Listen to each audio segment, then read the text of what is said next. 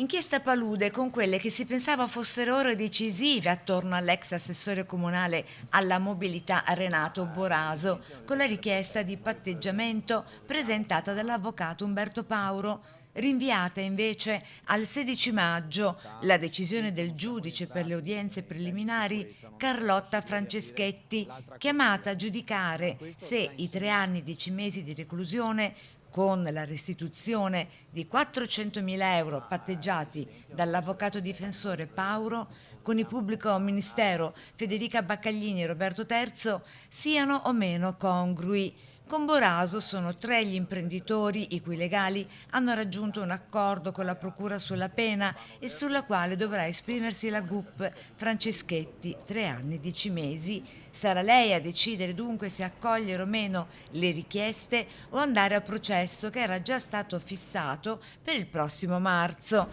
Non si è ancora deciso dunque per i patteggiamenti, bisogna attendere fino a maggio. Il GUP ha comunque accolto quanti si sono costituiti parte civile, tra i quali il Comune di Venezia, che ritiene di essere stato danneggiato, e così anche la Città Metropolitana di Venezia e la CGIL di Venezia.